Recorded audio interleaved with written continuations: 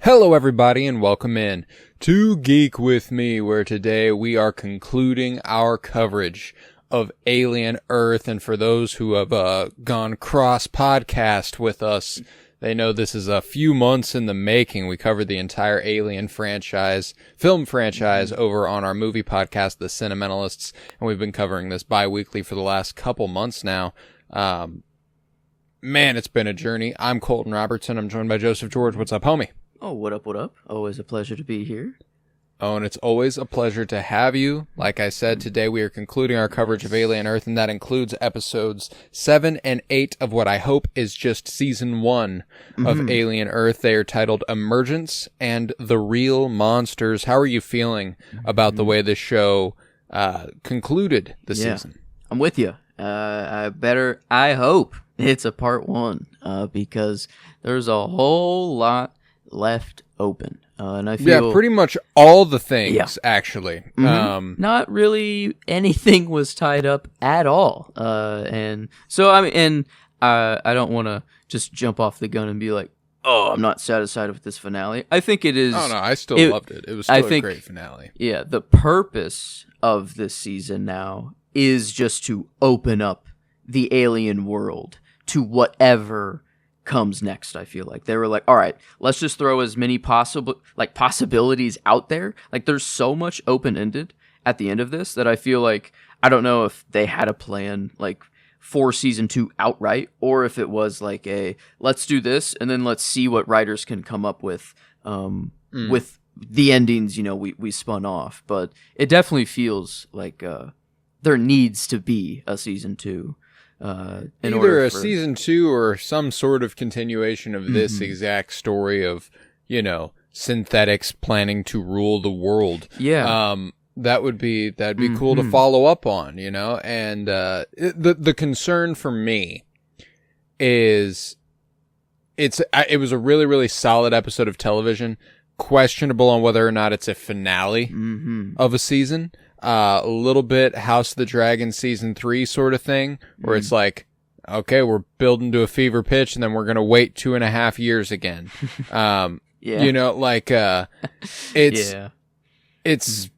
It's fine. If I'm to accept that this is what television is now, that's just something I'll have to get used to, I guess. But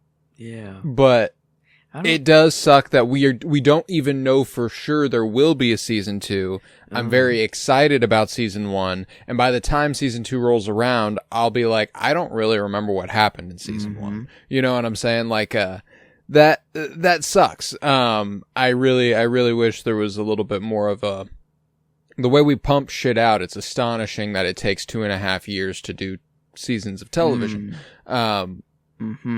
Yeah. And I mean, there were like some really sweet moments, like before we got another chest burster scene, which I think was okay. Surprisingly, the editing, I think, of it was a little strange, of just cutting away a whole lot from it. But the moments leading up to it, of like oh, you're still learning to lie, or everything's okay, like let's just go back and let's figure it out, and like so like there were sweet. I'm with you. There's not like, I don't actually have any beef with these last 2 episodes, other than the fact that we could not follow them up for a long time, if ever. And that sucks, But there were loads of great episodes, or great moments in these episodes. Sorry. And like I mean, again, I'm really speaking as if there is going to be like a season 2, or kind of like there has to be, but it's just that like the eye is in Arthur, and we didn't even see it talk at all for the first time, or what that capability is. We didn't see what the ruling actually kind of looks like, or what Yutani, their response, or all the other 5, of the other 5. There's so many open-ended questions that like it feels like they're screaming for a season 2. Like, but I guess like what we got, like I can't say that I'm like floored, or like there. I kind of expected there to be I don't know, not like a twist. I don't need a twist in all my shows, but like something grand, I feel like. And this end, I don't know, of just we're ruling, it is cool. Like it is like a big moment for, I guess, who knows what to call her now. And right now actually. it's just a plan. Yeah. You know, and, they've taken over this island. The world's a very different story, you know. Yeah. But if, you know, like the Five and Yutani and all of them probably would have something else to say about it. Like, is Mother, that we have seen in everything, like, is that as easily takeoverable as what she just did? Like, anything that is a computer system, seemingly, she can just take over at whim. Like it, I don't know, and maybe she takes over Mother, and that's why she's sending them off to find her babies. She is sending, like she's the thought behind it all. But I feel like a good explanation for Mother is why it's so like kind of archaic a little bit, like why it's dated technology is maybe it needs to be analog or like off the books to avoid I don't know what to call her now. Like she even said she's not Marcy, she's not Wendy. Wendy, she's not any she doesn't even know. Which I think is actually I kind of liked that a little. Like I did too. I liked how they all came around and they were like, no, we died. Like we're ghosts now. Like and what do ghosts do? I was like, like that. Yeah. Like, so that was a cool turn. Like, it was fun. No, that's why I'm like, I didn't mean to come off and start sounding like I was down on anything, because I'm not. I did expressly really enjoy these last two episodes. I had a great time, and I think they really, really stuck the landing for what the end of this part of the season is. No, it's just one of those things where there comes a point where if this doesn't get followed up on, this incredible series that they kind of went on here, this back half of season 1, will kind of be all for naught if they never continue it. And that's just really, really disappointing. Because like you said, there is no closure. You know, and because they're obviously setting up a bigger story. They have ideas for what a second season would look like. They have ideas for the future. And if they never get to act on them, that'll be disappointing, because there's some great ideas being floated. Again, like we said early on in the show, all the good ideas that were set up in the first half got followed through on in the back half. And then the back half also set up a whole bunch of new awesome ideas that need to get followed up on. And it's just kind of, it's going to be this cycle with this show, I think. And another thing that I think, you know, you mentioned, you know, I don't need a twist, but you expected something more. And I can't blame you there. Another thing that doesn't really help is that we kind of fucking nailed everything we said would happen in the show, kind of did. And I don't necessarily think that's a great thing to happen during a show. You know, like, because those weren't strictly things I was like, oh, I would love it. It's because I was like, this is kind of what they would do on TV. And then they went and they did it on TV. Yeah. And it's, and that's, I don't know. It feels, I'm enjoying what I'm seeing on screen, but then by the end of it, it just felt like kind of like the fire was blown out, kind of, and it was just poof, kind of over. And like, I'm still wanting that season 2, but like, it just left season 1 a little unsatisfactory a bit. Like, it just the very ending of it. So it's like, it feels like, honestly, that this is like the halfway point of like the true story they're trying to tell, and like, or like, honestly, like the preamble. Like, this is the setup of the story they world actually building. want to get to. The world building was cool. Like, I mean, I love the fact that we have like way more to xenomorphs now. Like, there's not like, it's not like she was fully controlling them. Like, she was just actually speaking to it, and like, they are just purely honest, or like, you know, as she says, and and still very vague. It's not like explicitly she says like this is how they think of humans, this is how they blah blah blah. It's just that they are, I don't know. She sees them obviously way differently than Joe, right? And like no, like they are monsters. They see us as food, and it's like Let me ask you something, because it's already such a, I don't know, like. Let me ask my question first, then I'll try to justify it. Do you think there's any chance the show is better if it's not concerned itself at all with the Alien franchise? You don't actually have to change anything besides company names and the fact that the main monster she can speak with is a xenomorph. And if you do that, it could be an entirely singular entity. And I wonder if it's attempting to fold into a larger franchise is actually holding it back a little bit. And on the flip side, I question whether or not I would still be as interested if it wasn't Alien. You know what I'm saying? Like, and there's no way to know because it is Alien. So like, it's purely hypothetical. But I am curious about the Alien stuff in hindsight, like where we're at now. The fact that that stuff doesn't really align with everything else she's capable of. It's kind of a strange, almost shoehorned detail about what she can do.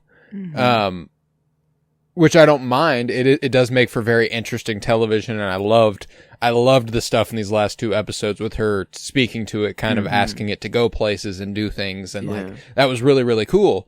But it's just fascinating that everything she does is so concerned with technology, and then for some reason she can also speak to the xenomorphs. I mean, like earlier on, it was just it was a frequency that humans couldn't hear, and they can simply, I guess she was special in some reason. It feels like the xenomorph sought her out, I think, is the reason why she was special. Not that she was any different than all the rest of the kids. I think they all have the same capability. I don't know. Well, like Wendy is the only one to actually like show the control and be like, I am altering systems and I'm haunting. I am the one doing all of this. And we only saw the other kids just use their more physical strength. And is it just because they haven't gotten there yet? Is it just like that they all could do these things, but is she about to open the Jedi Academy? And maybe sort like of the teach xenomorph them to unlock their potential or something. I wonder if the xenomorph taught Wendy. If the xenomorph was the one to kind of be like, hey, like all I do is sit in here and watch these people work. I don't know. Like maybe they're like, what conversations are they having? Like she's going up there every day and just sitting down and talking. And like, I feel, and then now, they have this working relationship of like, hey, just follow and protect me and absolutely wipe out it doesn't matter how many men with guns come. It is just, all of them dead instantaneously. And honestly, like it's cool, like the aerial shots of like all of people just dying really fast. I kind of wanted like to be in the thick of the forest and like close up, and I don't know, like there were times whenever I was like, why are we treating it like we don't know that's a xenomorph? You know what I'm saying? Like there's a shot of it like running through the woods where like we catch a glimpse of it as it moves past trees, and I'm like, I know that's a fucking xenomorph. I know it's in the jungle. Like if this was the first time you were showing me the xenomorph, it would be a different story. That would be fun. But I'm like, I understand that making that thing look like that probably costs money. But spend a little, live a little. Nighttime, make it rain, make it fucking full predator mode, and that xenomorph is hopping from tree to tree and just wiping like, I don't know. Like I thought I kind of wanted more of the horror aspect, and I think that was a little lacking. And just they didn't use the xenomorph, I think, to its fullest potential. They used it more for the Wendy storyline and like exactly, which is why I'm kind of like, what? Yeah. Yeah, and like I get it. Again, it's part of the Alien franchise. That's how it got made at all. That's like so. That's it's not like why did it have to be Alien? I'm not going to ask some bullshit like that. Like it, but I question whether or not it did have to be, because it does feel like it almost feels like someone wrote a pretty solid sci-fi story. It might have even been conceptualized as a Blade Runner story, like we said early on, and then made it an alien thing. Because every single aspect of Alien you could have written a first draft of this exactly the way it is, and then gone, oh wait, they want it to be Alien. Yeah, let's switch this thing to a xenomorph, and let's make this company's name Yutani, and then call it a day. Because, like, the eye, these wasps, every other creature is just completely brand new. We've never seen it in the franchise before. And, like, you know, it's a really cool opportunity, maybe, that they were like, all right, let's insert a bunch of new creatures into this universe. I think you're totally right about it being a story that was kind of written before, and then kind of an alien was inserted afterwards. It just tracks a little bit more that way. Just have being the creatures being so different that we see now, and then kind of just having the company switch and then a xenomorph added feels like all we got. And then the kind of disappointing part of that a little bit is that adding in the alien stuff, you would think that it adds to the horror aspect, and it adds to the kind of sci-fi, and I don't know. I think it would kind of be better as this standalone Blade Runner-esque sort of thing. And they just hard focus on that storyline, and then so you don't have this kind of franchise disappointment if, like, oh man, they didn't really use the xenomorph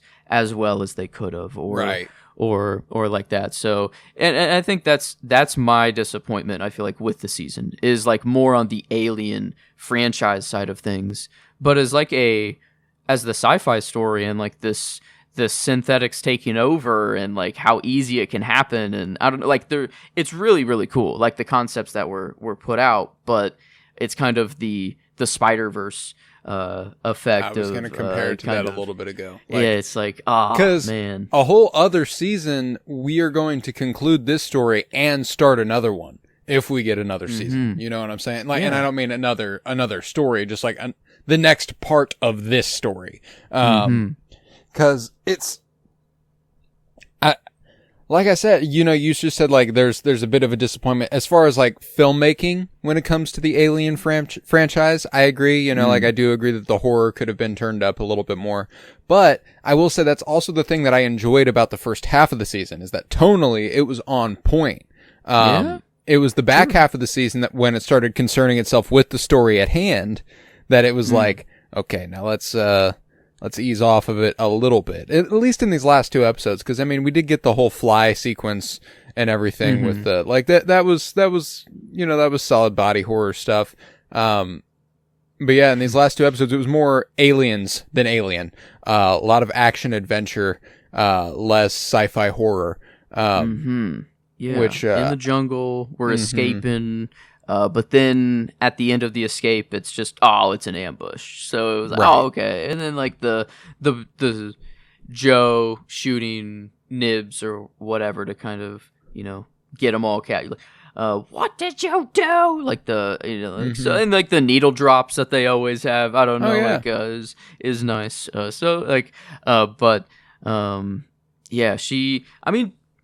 I'm kind of right now, I'm really thinking like things just seem to be going really well for Wendy. And I would kind of love if like Yutani and all these people just have to avoid. That would 100% be the next course of action. It's like taking over the world will not be as easy as she thinks it'll be, you know, like this gives her a lot of confidence.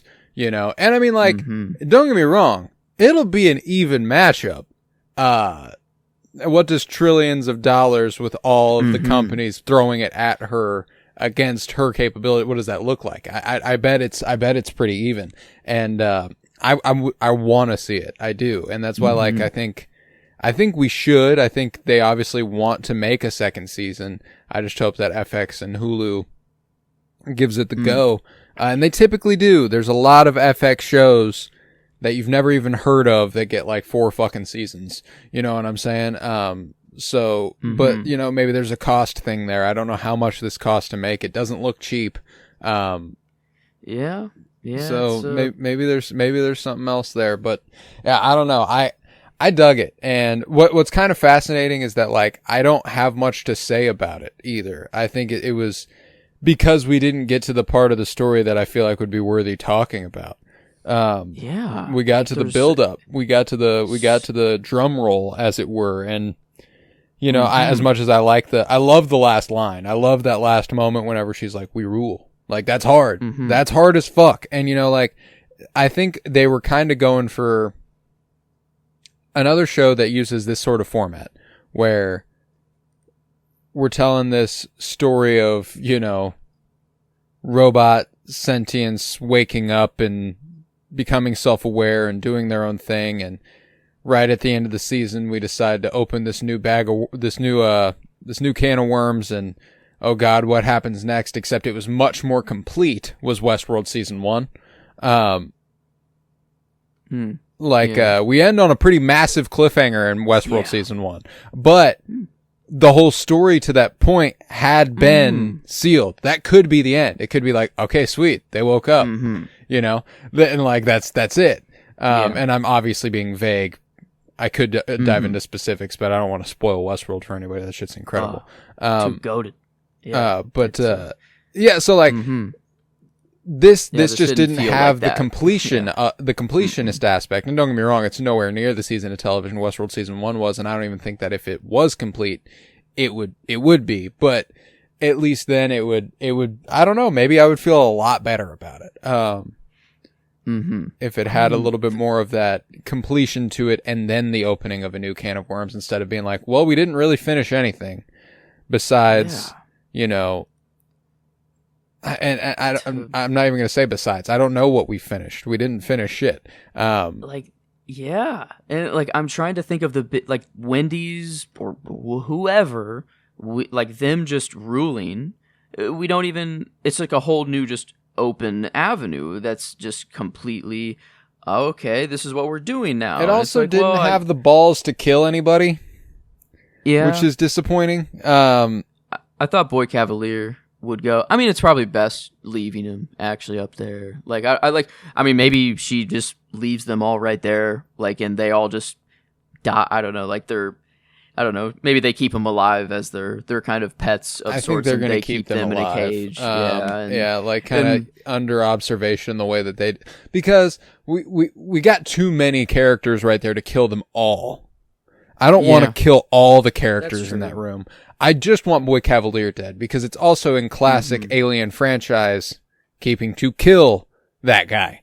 To kill the one who did the terrible shit and is being hoisted by his own petard and got in over his head. At 6, age 6, bro. And then they reveal that the bald guy is his robot dad, synthetic dad, the one who killed his real dad. Like that's what, like, and then Wendy being able just to be like, no, pause. Actually, I control you. Literally, you're a computer. I can do whatever I want with you. That's insane. And like how everyone in the cage is all tied up, but he is just sitting on the bench, and and he knows he just cannot move. Like that's insane. That was like, so the power dynamic, you know, of like Wendy being like, all right, you're afraid of me now. You know what? Like that's the good what shit. ghosts do. Like, the moment whenever they get Boy Cavalier to run, like they're like, get the fuck out of here, boy. Yeah. You know, like run.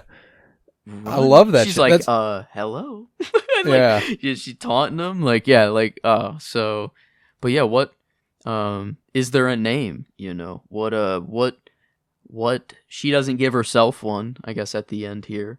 But I feel like Mother is the strange thing that I'm going to, like, because I feel like she, I don't know. She's infiltrating every single computer system there is. I would like the idea that like she isn't going to like take over the world and just fight all these companies right away, but she just like stays in the shadows and doesn't reveal herself. And maybe she gives all of these things back to Yutani, or whatever. But Yutani has some reason to leave and go search for more. I don't know. So at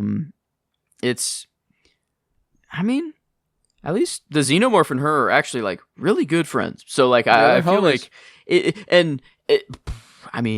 we got that little kid, I don't know, the little mini Xenomorph and big Xenomorph. Wasn't there one more that's like unknown now, or like that was who was like Arthur birthed a Xenomorph? That's the right? little baby one. I think that is that. So I thought that one was in the lab. They had like a little baby one in the lab as well as the big one, or am I just remembering wrong? Like, was there never a little baby Xenomorph in the lab, like under containment? Well, it grew really fast. It was a baby at one point. It was little, and it is the bigger one at the end of the show, I'm pretty sure. And then the littler one, I'm pretty sure is the one that Arthur just got bursted. But Arthur, it was on the beach, right? And it just like it just ran into the forest. Like, did they ever show them capture it and then like take it into containment? Like, I think. Yeah, I don't know. I don't know. I think there's one more out there. I don't know that they ever showed that, but I'm pretty sure Kirsch says it. Yeah, I guess Kirsch has like a really actually good. He's in control of up until his fight. Well, and that was what was cool about the Morrow Kirsch fight here is that you kind of realize you don't want either of them to kill each other. Yeah. And you don't want either of them to die at all. So like even whenever Slightly and Shmi go and kick their ass, you're kind of like, but like that's it though, right? Kick them in the face. Like, that's it though, right? Like you're not gonna don't kill him. Don't kill him because these two are the show. Yeah. Like they if these two are gone, I don't know how much I've got left to stick around for. That's true. But it was cool to see them like when they were throwing hands and Kirsch gets his back broke. Like I'm rooting for Morrow. Like I want Morrow to win that fight. And then Kirsch gets his back broken. I'm like, oh wait, no, don't do that. Don't do that. Yeah. I'm like, no, take it easy. So it's funny that's kind of the deck. And then he gets the upper hand and I'm like, no, don't kill Morrow. Don't do that. So like, I love that they managed to create this rivalry between these two characters who are on opposite sides of the issue, who I really like both, and frankly, I don't want either of them to lose. Which is why it was the ultimately right choice to not kill either of them, because neither of their stories have seen enough development. They both need more. And everybody needs more at this point. We didn't even get that. Like the fire. I don't know. I thought we were going to get something with his daughter and that fire that started. I guess it could just be that's his motivation for, the life he lives and that's it. But like there's so many storylines that I thought, I guess were going to be hit on, but then they just kept opening up new ones. And if that's the goal, I mean, it seems like now that was just the goal of the season, to just let's open up as many pathways as we can in the alien world, because I mean, it is crazy that I can't really see one storyline that's wrapped up in a bow at all, like one that was fully like satisfactory, one storyline, and maybe the kids realizing that they did die, or like that kind of moment, maybe like that from them being so, this is the greatest opportunity ever, how can this ever be bad, like we're all good, and then it's like, oh shit, like the kids do see a development, and they are probably the only thing that has ended a chapter and started a new one, which is pretty much, it hinges on a season 2, but is all this season of television needed to be if there's going to be a season 2, because it's an Across the Spider-Verse situation. Like you said, like I enjoy Across the Spider-Verse. It's a fun movie. It's very, very well done. But there's not a last act. You know, like, the movie doesn't end. It just stops playing. And that's one of those things where I really, we've seen a lot of development, but where do we go from here? And I want to see that, because I think that, you know, and frankly, some of the kids hopping on board there is kind of like, okay, I guess this is what we're doing now. Even that didn't feel entirely earned for every character. Like I liked Curly. I liked Curly coming around, you know, like, I'm the favorite, and then Wendy basically being like, no, you're not. Wake the fuck up. You know, I'm obviously the fucking favorite. Look at me. Like, I don't know. Wendy was Peter's favorite, and then Wendy grew the fuck up. And I loved that shit. Like, so that's why I'm like, a lot of great ideas and a lot of stuff that they really, really they could do a lot with. I just need to see it be done. I wanted that conversation, you know, with the Eye. I so thought the Eye was going to take over Boy Cavalier and kill him, you know. I thought that's the, but I don't even know. Maybe that's even worse. Does it actually kill the person, you know, when it takes over? Or I think it does. Because, like, I know it sounds painful, but you could live without an eye, you know. And, and like, and I wonder if, like, an alive person is different than, like, going into Arthur's body, someone who is purely dead, you know, and nothing's left there. Obviously, they can wake them back up and resurrect. So, like, they have that capability, which is nuts. But, like, I wonder if they hop into someone who's currently alive, if, like, that gives them some extra boost of consciousness or something. I don't know. I don't know. You know, and yeah, I guess humans could be different. I'm just going off the fact that whenever it leaves its previous home, its previous vessel, those things die. That's true. So yes, it implies to me that it is killing whoever it does that to. But again, I don't know if that is different for humans than it is other animals, but who knows? I guess it's just in Arthur, and he got up and walked away. And like, can he talk? Does he have any, like, is this? I don't know. Like, I there's so many questions that I need answered for that. And then like the xenomorphs, what are they going to be going? Are they going to go out on their own? Are they going to stay with Wendy and the kids? Or like and Morrow and Kirsch? You know, like there's just so many questions left I don't know, left up. But it's just I don't know. I'm trying to, like, it. My true feeling, like, is that I am a little disappointed, but I'm still like well over like the midway. Like, it's not like below like a 5 out of 10. Like, for example, I'm not like it is above average. Like, I thoroughly did enjoy. Yeah, it was a solid season of television.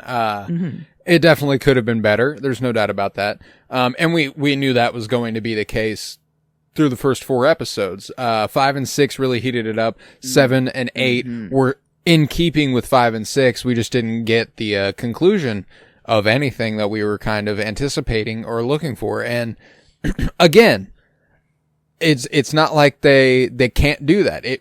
This season of television can be improved by another season of television. There's no doubt about it. But it needs that other season of television. So I hope FX comes through and gives them the green light, because I would love to see what this show has in store. And if not, you know, hopefully Alien Romulus paired with this reinvigorates the franchise a little bit, and we get a little bit of a rebirth, as it were. But I don't know. I don't have much else to say about it. I guess I'm the one. I looked up just if there is any season 2 stuff, and the creator says that he isn't worried about a season 2 renewal. But then the next quote is, "If the worst thing that happens is that the audience has to finish the story, I trust them to come up with good ways to move forward." That doesn't feel very confident, I guess. I don't know. That makes me feel a little shakier on a possible I think season 2. it's him preserving the optimism of, like creative freedom, like he's like, if the worst, it was a positive way to say if we don't get picked up, at least there's an open end and people can have their fun with it, like instead of being like, well, and if that's it, sorry folks, I think it's just kind of a PR positive spin. Okay, yeah. He does go on to say that the show is successful. He says, I'm actually pretty confident giving the show success. So it looks like they're already it's been well received rewards, and it's been pretty widely watched. Mm-hmm. It's not been an unpopular show. Yeah. Pretty much every sci-fi fan a lot of sci-fi fans are watching this show. So dang, am I falling into the camp of that annoying Star Wars fan that's like, oh, this isn't up to standard of my Star Wars, so I don't like it. Well, that's the thing too, is that we're not going, well, this doesn't make sense with the continuity, which true. is that's true. Oh God, black women. We're not doing anything like that, which is what the stereotypical terrible Star Wars fan does. Yes, so I guess we are levying fair criticisms at the show. Like it is. There's no doubt that this season didn't conclude its story. Now it didn't have to if there's going to be a season 2.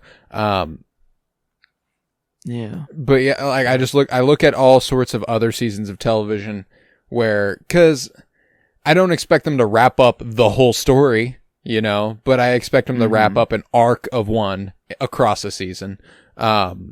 And I would say that even one I compared it to previously, House of the Dragon, season 1, season arc, season 2, season arc. And yes, it concludes kind of in a way that's like, oh, we haven't really moved the whole narrative forward, but character-wise, we moved a lot.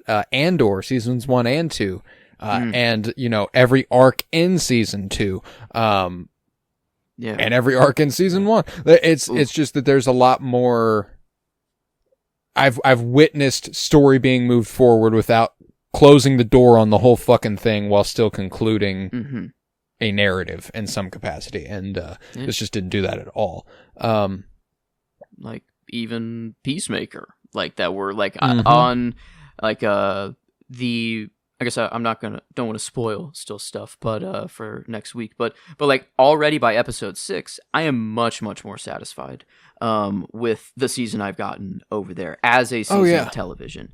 And I think I'm having more fun over there too. I think that Alien Earth has it. Like the cinematics and the I don't know there was some gorgeous like shots this week better. Though, by the way, the finale had some I loved the shot of Boy Cavalier walking into the room with the xenomorph and like the light strobing behind him, and he's like, that was so clean. That was so clean. Yeah, like spinning that make you think, is it? Nope, it was never kind of anything. I don't know, the shadows that are always moving in the background. Yeah, dude, sick. I love shit like that. Yeah. No, and that's why I'm like, it's again not bad. Like you said, not a bad season of television. It just had the capacity to be a great season of television, and it didn't hit the mark.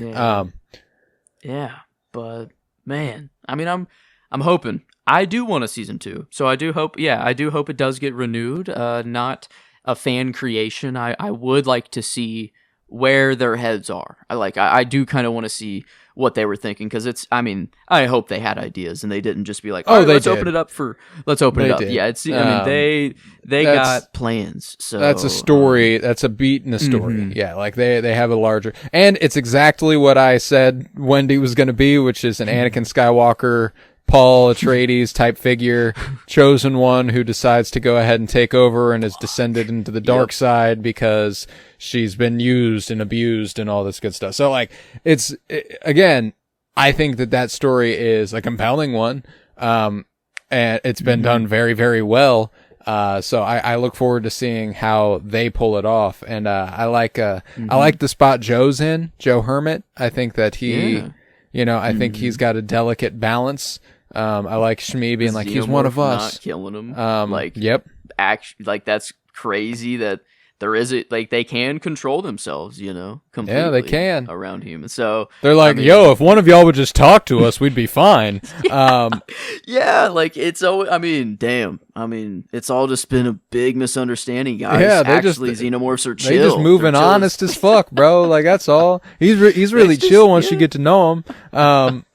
Man, they'll kill anyone for you. Like they love to. You make a connection. Like, they're like, yeah, sure, I'll kill him. That's fine. Yeah. Like hell yeah, I'll protect you. Like nothing.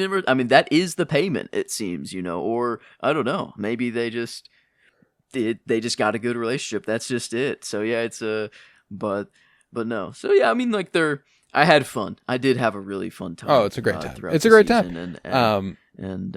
But yeah, I do need that part 2. That's for sure, though. I don't know. And it's probably gonna be a while until I get it. Regardless, but I don't know. FX moves pretty steady. At least they have historically. If they give a show like The Bear is FX, and obviously it's a very different kind of show, but they've been doing one every summer for 5 fucking years. The Snowfall was FX, and that was like a 4 or 5 season show over the course of 5 years. And Shogun was conceptualized as a miniseries, so but that only ended a year ago, and we'll probably see season 2 by next year. So I say timeline wise, I imagine we get this 2027 if we're going to get a season 2. Any later, I might not watch it. Any earlier, pleasant surprise, Sure. Yeah. Yeah, it's good. Any later, it's like, well, the steam's kind of gone. Like that, I feel, it's like that anyways. Well, and just in terms of a business model, franchise filmmaking, if we want to do anything with Alien, don't we need to kind of do stuff with Alien? I don't know, don't leave a 2-year gap of Alien Earth. I'd rather you be like, well, we're going to can Alien Earth and we're going to do a movie. If they were going to be like, we're going to do an Alien thing in 2027, I'd rather it be a movie than season 2 of Alien Earth. I would love a movie that would, let's get it written well. Shot well, boost the horror up a little bit. Cause they're ghosts now. They haunt, or they want to be now. Afraid, I guess. So yeah, they haunt houses. I'm into it. I think it could be a really, really special show if they manage to get it popping. I think with that, I can conclude this episode of Geek with Me confidently. I feel like we hit everything we kind of needed to. We'll be back next week with Peacemaker Season 2, Episodes 5 and 6. We are moving into the back half of that show. Episode 5 premiered last night. I can't wait to catch that. Have not had a chance to watch it yet. Look forward to it immensely. James Gunn directed it, so I'm sure it's devastating. Sure something awful happens. If you step into the director's chair of his own accord, it's a big one. So I look forward to it. Got that to look forward to, some tears. And we'll talk about that next week. Peacemaker Season 2, Episodes 5 and 6. Cannot wait. I think with that, we can go ahead and do some of the other plugs. I've got The Cinementalists. That's our movie podcast. We are currently doing Cinema Surprise, where today we released an episode on Prisoners. Denis Villeneuve's 2013 mystery thriller with Jake Gyllenhaal and Hugh Jackman. Super good movie that came out today. And it's the last week of September, so we're moving into the October spooky season version of Cinema Surprise. Joe announces what is going to be our first movie next week in October, and I'm so very excited for that. We've also been doing Fire Pod with Me, a Twin Peaks podcast, where last week we covered Fire Walk with Me, and next week we are covering The Missing Pieces. If you've never seen Twin Peaks, it's the podcast for you. If you have seen Twin Peaks, it's the podcast for you. It's friendly to the first-time viewer and the rewatcher alike. I'm rewatching it as Joe is watching it for the first time, and man, we're feasting. We are feasting. We're about to dig into The Return, and no matter what, you should watch Twin Peaks. But if you happen to want to listen to a podcast about it, you should come to Fire Pod with me. That's where you'll find it. But I think with that, we can conclude. Oh, required viewing. Required viewing. I think we can conclude this episode of Geek with Me. We've got some fun stuff in the pipeline. As this is the conclusion of Alien Earth, we're looking for something to fill the gaps between Peacemaker the next couple weeks. And I think we're gonna try something called Alphabet Soup.